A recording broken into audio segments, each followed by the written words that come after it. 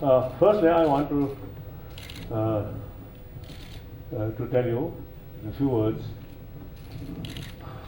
Since my visit Calgary here, I think now a few decades already passed. No, by 30 years passed. So now once more come here. Firstly, I want to express my greetings, because there seems to see many people showing, I think, real human warm feeling. So I want to express my greetings. Then,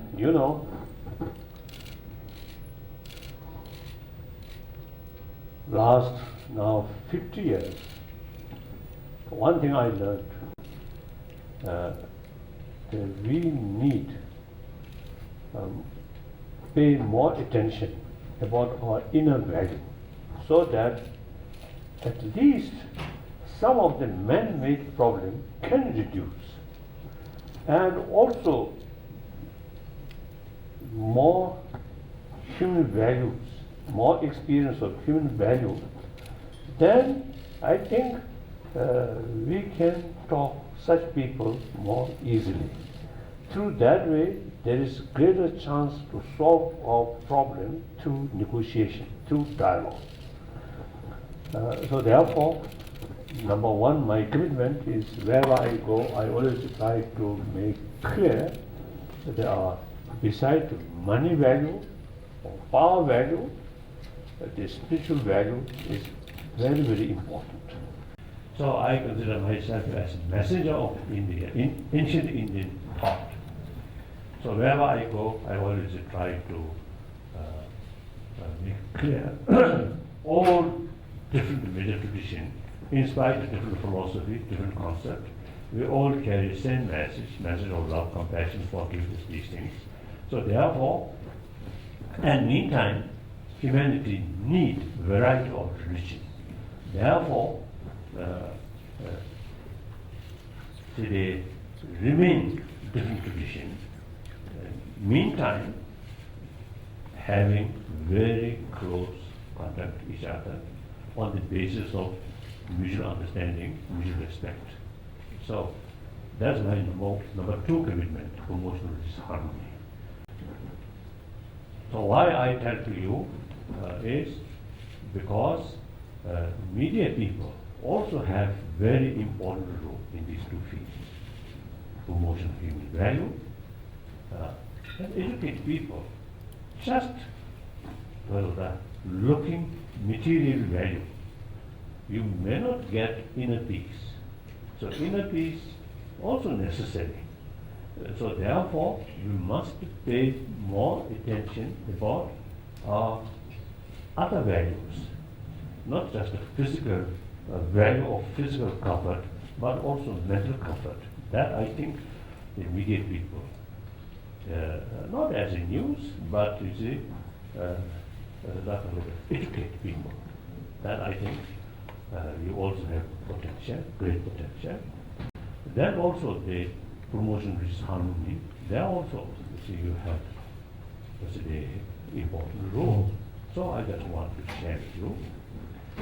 Then thirdly, wherever I go, I always telling media people, you should have long nose, like elephant nose, and smell everywhere, front and also behind.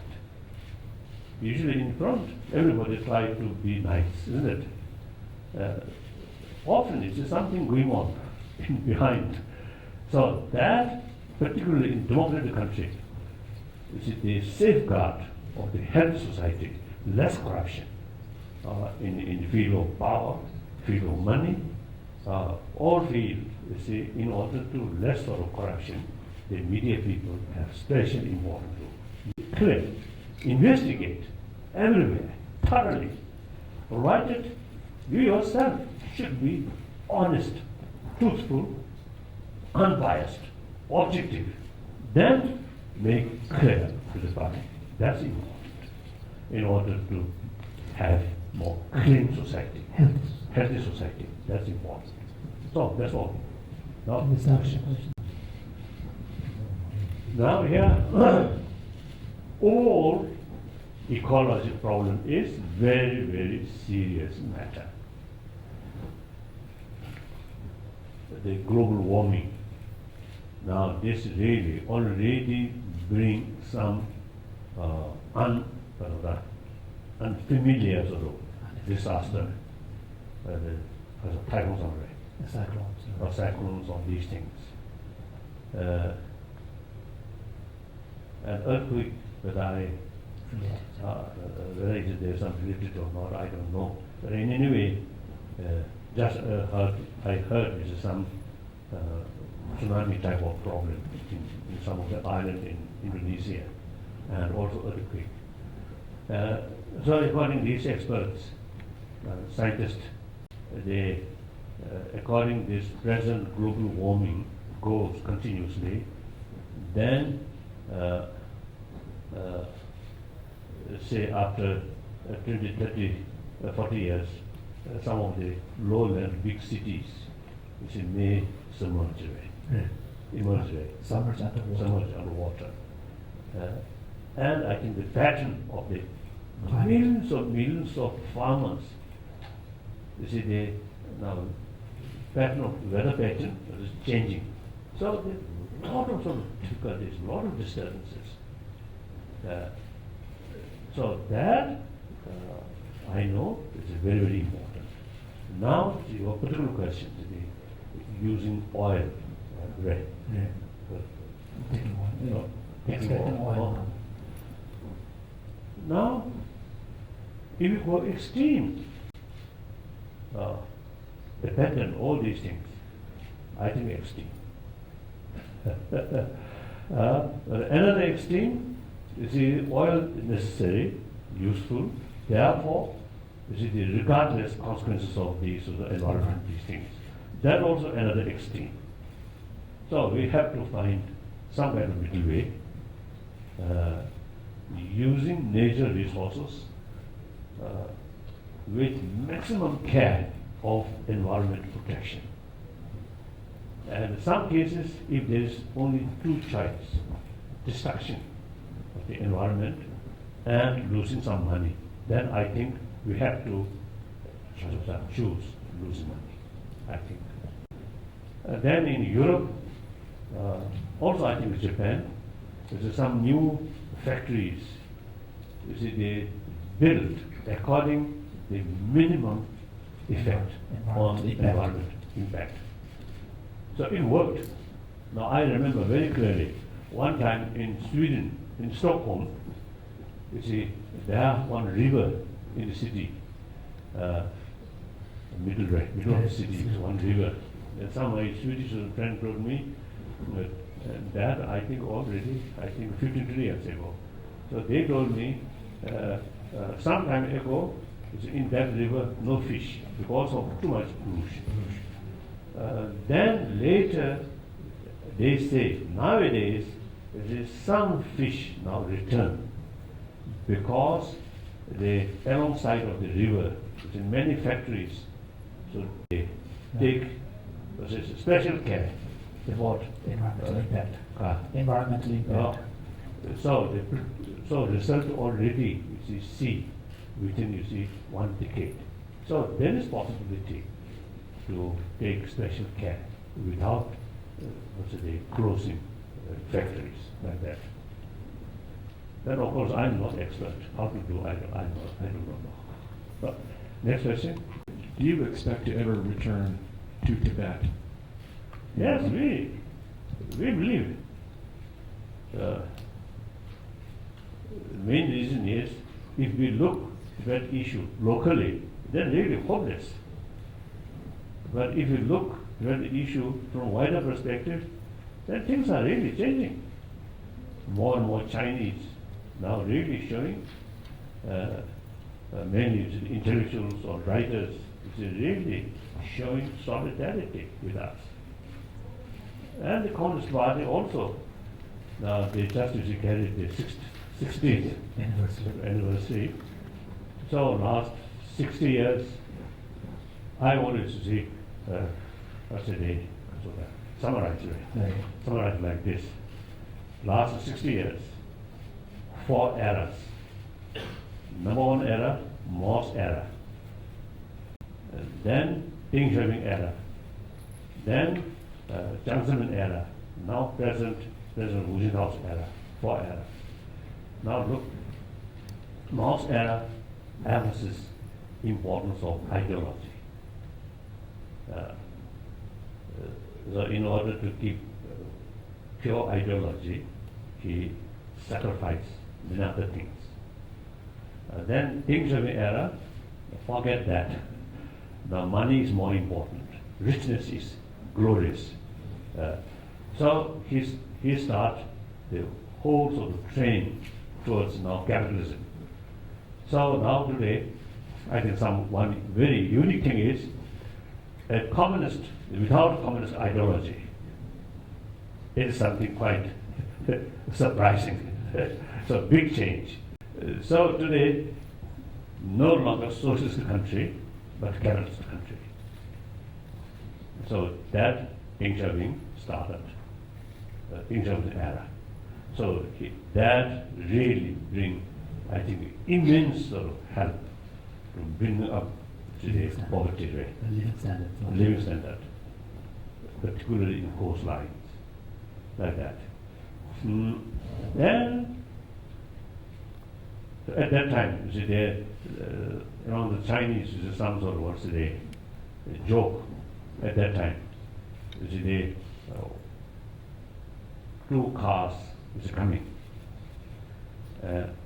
First car, Yeltsin. Second car, Deng Xiaoping. So they They reach a crossroad.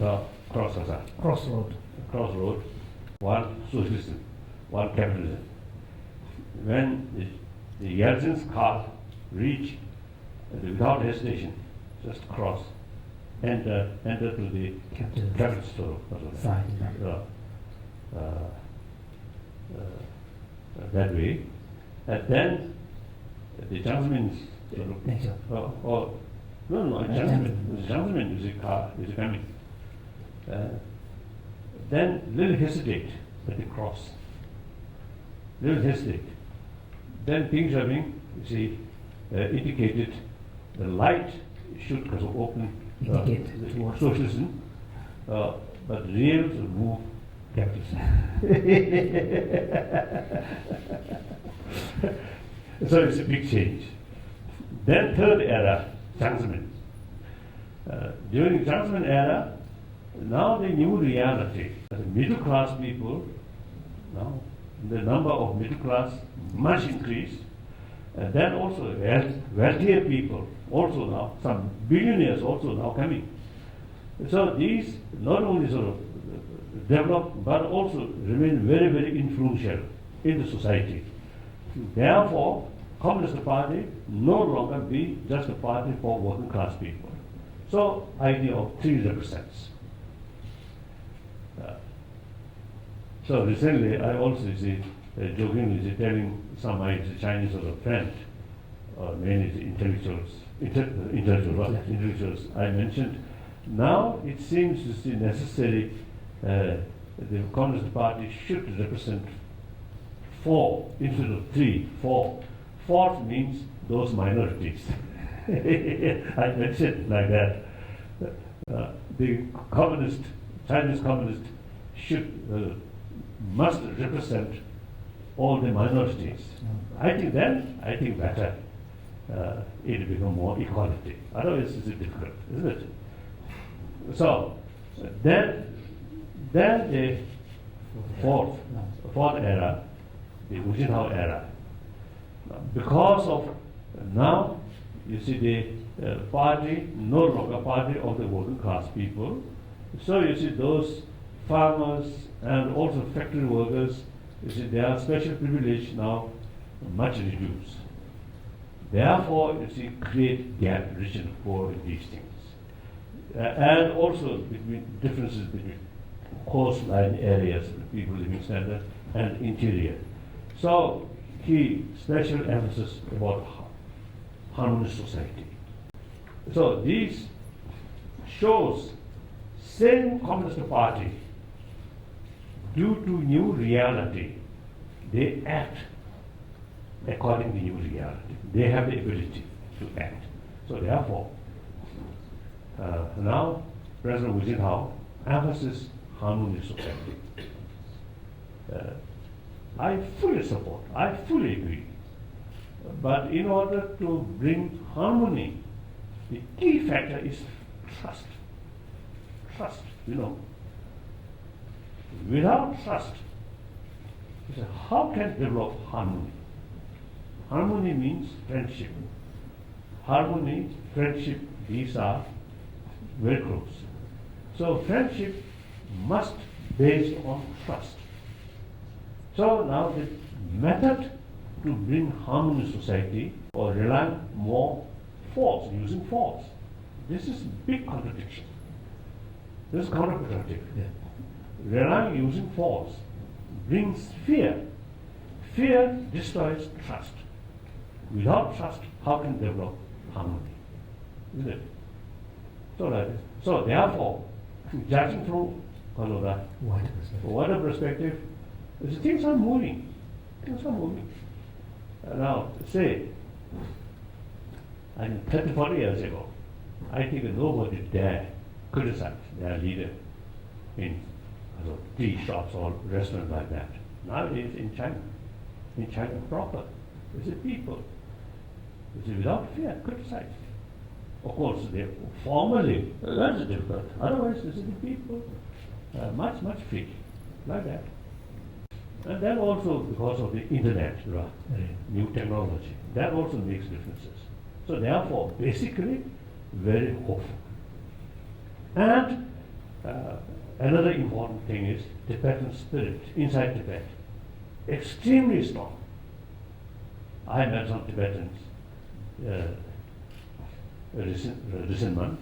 They told me the more Chinese communist suppression, more Tibetan spirit becomes stronger. They say like that. Next question. Given that it is the 60th anniversary of the People's Republic of China, could you just expand on your own reflections about the ongoing Tibetan struggle for autonomy and what the symbolism behind the occasion of the anniversary means to you? Nothing much to say. I think basic my impression I already mentioned. But beside that, I have nothing to say.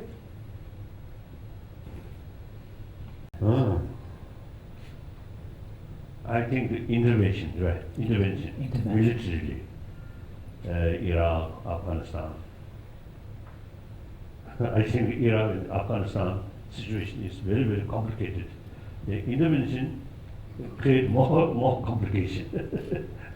That's quite clear. So now, see, your soldier, that's up to your government, your parliament. As I believe actually solving man-made problem using force is a mistake. That much I can say. Then particular case is up to the concerned people. Next question. Can do today one thing to get one step closer to achieving that inner peace or improving inner value?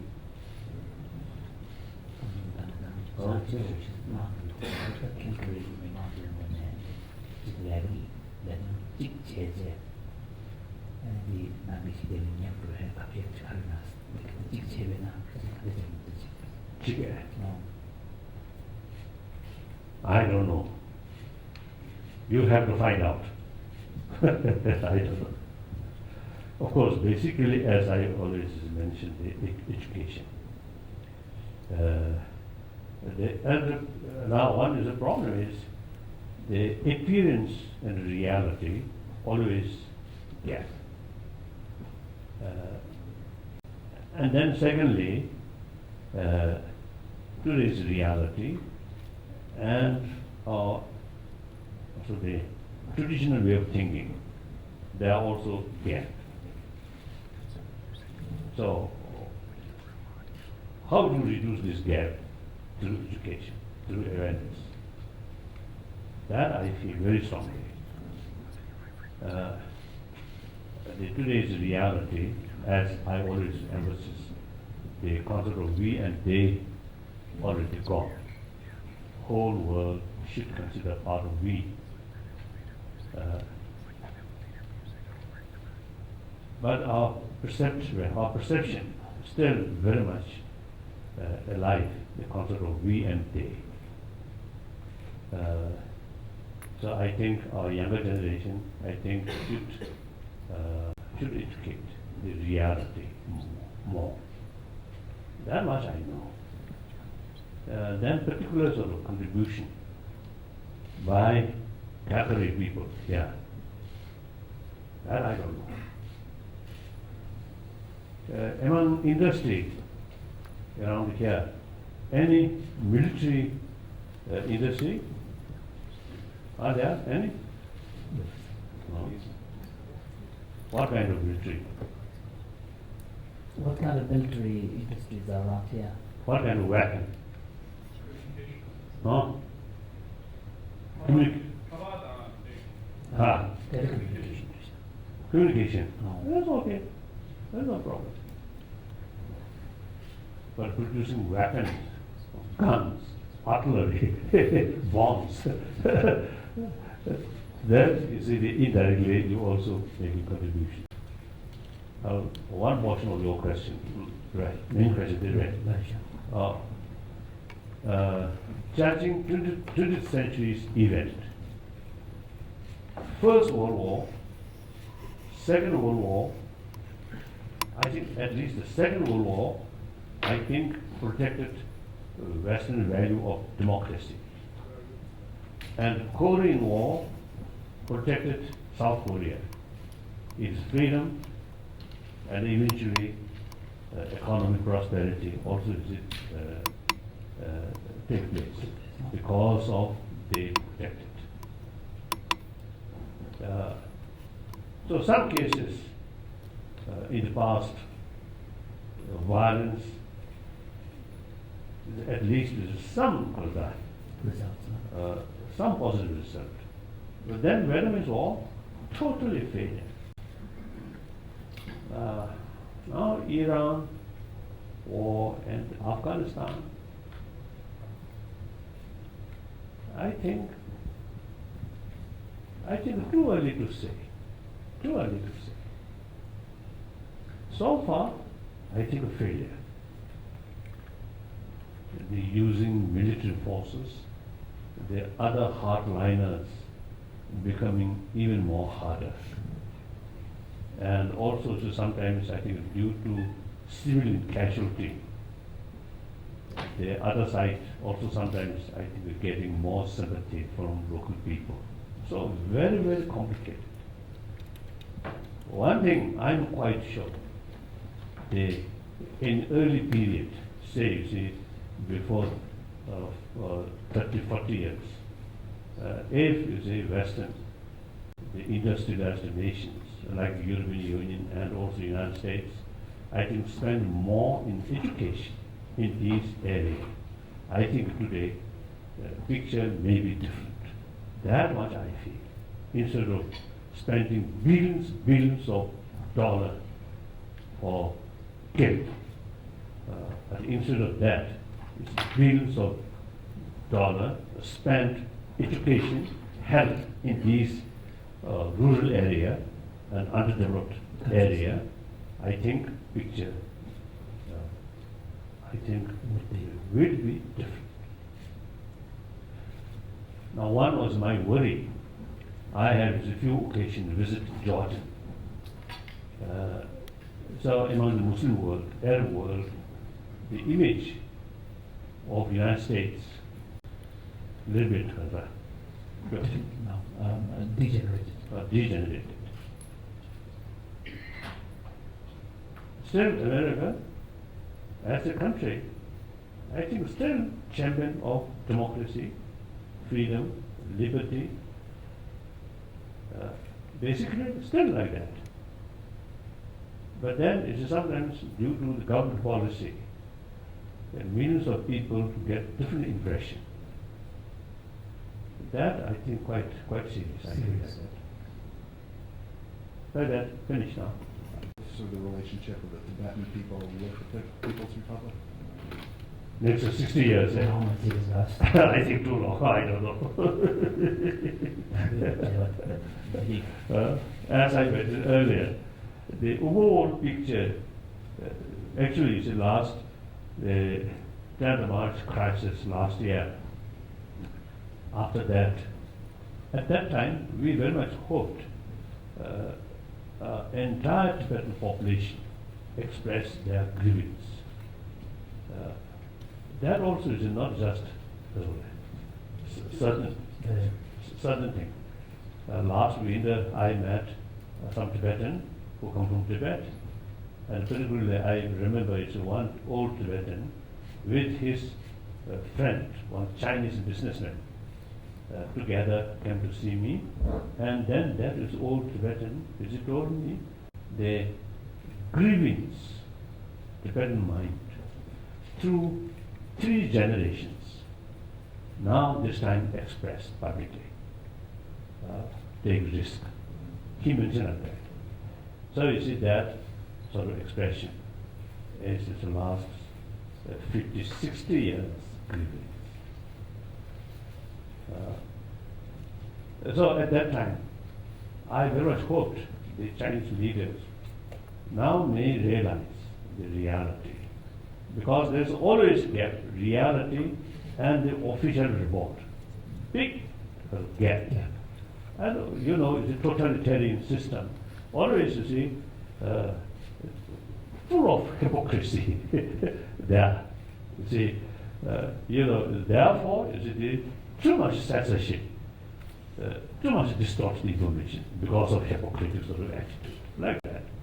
So therefore, the public sort of anger, public sort of grievance, I thought now the Chinese leader may see the reality. So as a result, they may follow more realistic approach. But then, just after that March crisis, end of March and beginning of April, I received some mixture signal. One day, positive signal. Next day, negative signal. That kind of sort of situation. Then eventually, it became very clear. They choose hardliner policy. I'm just making sure that. Good. So at that time, I publicly expressed now our faith towards government, Chinese Communist government. Is our faith becomes canon. But our faith towards Chinese people never shaken. So since then, now over 1 year, you see, we had several meetings with Chinese intellectuals and Chinese writers, professors. And some of these people are very close connected with government. So as a result of these meetings, you see, the understanding among the Chinese intellectuals now was that much clear. And now one example, just after the March crisis last year, 2008, I visited the United States. Then May in Germany and England. Each places a few hundred Chinese demonstrators always follow me. Then Australia, June, I visit Australia, no longer Chinese demonstrators. Except recently in Holland, in Amsterdam, some demonstrators, about 60 of them.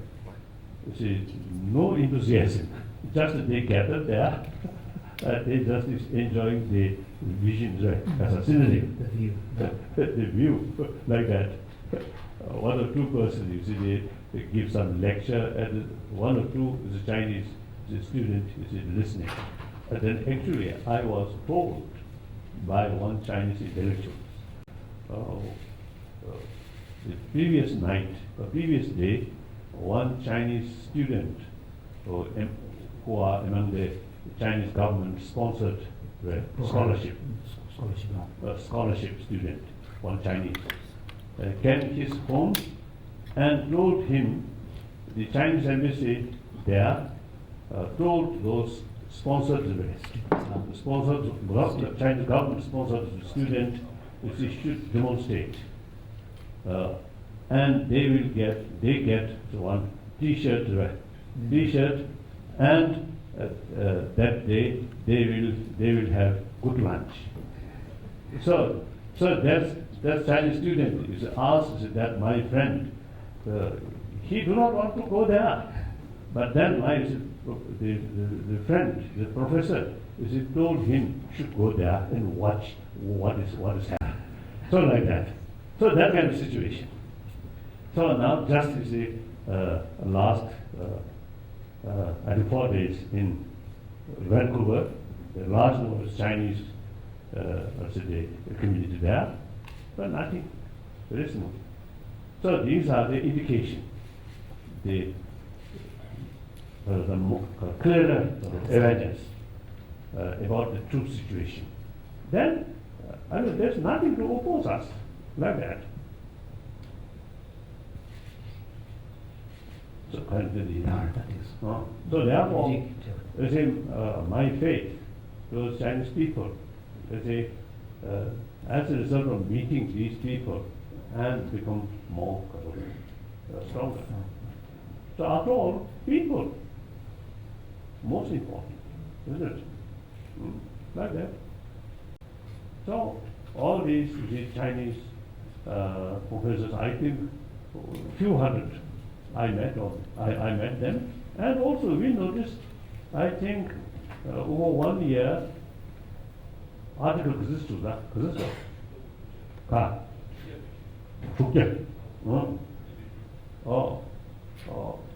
article in Chinese language, wrote by Chinese, over 1 year, about nearly 700 articles we noticed. All of them expressing solidarity with us, very critical about China's own government policy. Like that. So these are the basis of hope.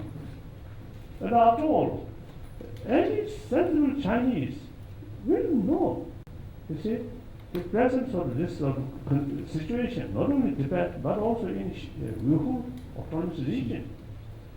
It's, no one's benefit.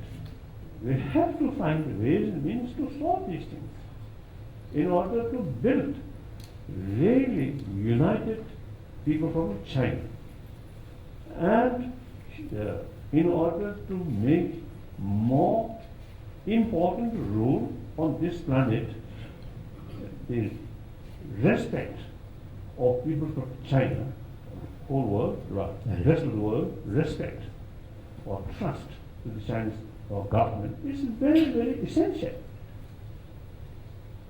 So you see, more realistic approach is actually immense benefit to the Chinese government or Chinese people themselves. Very, very important. India. Yes, thank you. Which part of India? Mumbai. My family. Maharashtra.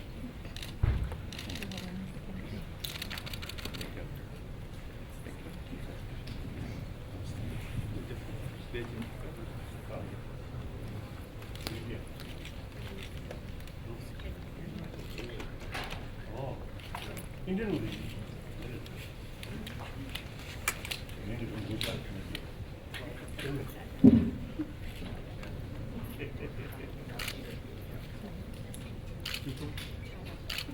Where is China?